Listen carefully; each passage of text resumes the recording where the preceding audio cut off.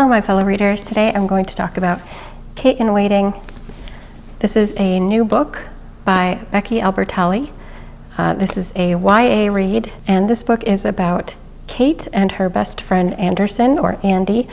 And at the beginning of the story, Kate and Andy are at theater camp. There are two theater kids, and it's the end of their theater camp, and they're reflecting back on theater camp and their big summer crush on the very talented Matthew.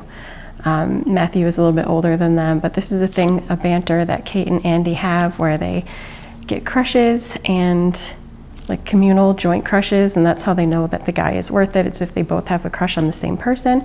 And so in this case, it is Matt from theater camp. And this really sets up a cute story of friendship. At the end of theater camp, they think that their crush is over and they're ready to get back to their school life. But surprise, surprise, on the first day back to school, a transfer student is introduced, and it's Matthew. And suddenly that summer crush becomes a bigger deal in their life than they thought, and the two friends have to deal with new feelings of jealousy and betrayal, and also who will get the guy in the long run. This was a really cute book. It was fun and funny, but also it was a high drama kind of piece, but in a realistic kind of way. Some dramas are very melodramatic. I thought this was very real, especially dealing with the friendship between Kate and Anderson. It was this new dynamic for them, and they'd been best friends since they were children, and now suddenly here's somebody coming into the picture, and they have to decide what their friendship is worth and how to deal with all of these feelings.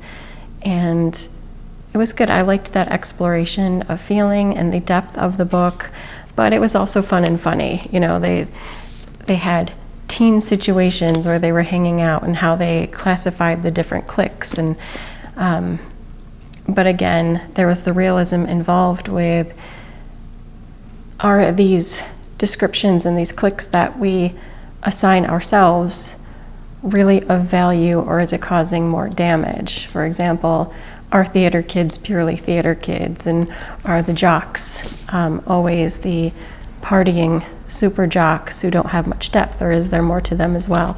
And I liked that exploration within this book, and it was just a good time reading it, and I think it's perfect for fans of theater and musical theater, and if you had that kind of background. But I do think you can also read it if you were more into sports, or if you were just a generic kind of student. I think you would like it, or currently are. But it could also be a bit inspirational to younger readers, that maybe they will go out on a limb and take a bit more chances with things that they want to do in their lives. Beyond Kate and Andy's relationship and the whole issue with Matthew, this book also dealt with familial relationships. So it had to do with Kate and her older brother, who is in his senior year in high school. So the next year he'll be moving on to college, and how the family is coping with that. They are also from divorced parents, so there's a lot of issues in dealing with going back and forth, and how that's become their new normal, but how it's hard for them to feel at home. They don't have that central location of home. And so in a lot of ways, for Kate, home is her friendship with Andy, and how this new situation and dynamic is affecting her sense of home and how she belongs. And on top of that too, there is a fellow student, Noah, who is usually a sports kind of guy. He plays for the baseball team, but after his recent injury, got accepted into the drama class, and is now kind of getting into musical theater, and so kind of because he has to for the class. But it's Kate realizing how to see him in a new light, because she always assumed that he was the jock kind of guy who played around with girls. But now maybe he's a bit more sensitive, and maybe he has some thoughts about Kate and what's happened in the past. And there are other friendship dynamics and a wide cast in the book too. Since it's a high school setting, you will get to know more of the theater kid group and the friendship group of Andy and Kate specifically, but then some of the other kids as well, and how they all perceive one another and deal with that high school life that those of us who are adults already dealt with, but those who are younger are either going to deal with or are currently dealing with. But I do think overall it's an enjoyable, successful read. Becky Albertalli is able to capture the essence of high school life and youth and all the drama that goes with it in a very realistic way. And so I do find her works very enjoyable to read. And this was no exception. This might end up being my favorite Becky Albertalli book. Maybe it's because I like musical theater and seeing the production aspect, but I did enjoy this one a lot. I did like too that the main person, that Matthew, that both Andy and Kate have this crush on is a very good person. Like, he's a good character in general. Not only is he talented, but he just seems a stand-up kind of guy. He's really nice, and so it's easy to see why the two have this crush on him, but also how it could be devastating if he chooses one over the other. And it's totally understandable and relatable, the whole conflict between the two friends. And I really enjoyed getting to see their friendship and how they could relate to one another, and can they talk things out, or is this going to be a break situation? But because of their friendship, you go through the whole book hoping that this is not a break kind of situation, because they're really good friends, they understand each other, and so it's more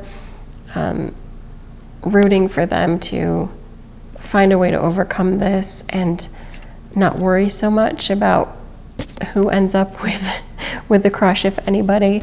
It's more just make sure that you maintain that healthy relationship, because they are so good for one another as friends that it would be such a shame.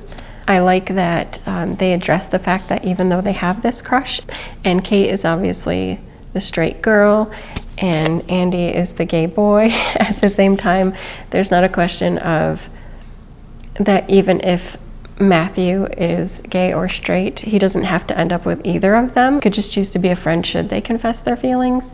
I like that they very clearly address that as well. It's not like Matthew would have to fall for one or the other, that they understand his personhood, because I think a lot of times, especially with crushes and stories, it's like, oh, he has to necessarily fall for one or the other. And it was like, no, he is a person and he has the right to his own feelings. And that also includes, if he does pick one or the other, that he is entitled to his feelings. And they would have to find a way to overcome that as well. Overall, I do think that this book successfully tells the story and truthfully deals with the issues and the emotions, and would highly recommend to fans of young adult literature, but also fans of contemporary reads in general. And if you like relationship fiction, I think you would also enjoy this book, because even if you're an adult reader, you probably lived through something similar, maybe not exactly what Kate and Andy went through, but that teen life you did live through. And so this is relatable, and it's fun, and it's funny, and it's heartwarming. So I would highly recommend Kate in Waiting by Becky Albertalli. And that's it for this video. Until next time, bye.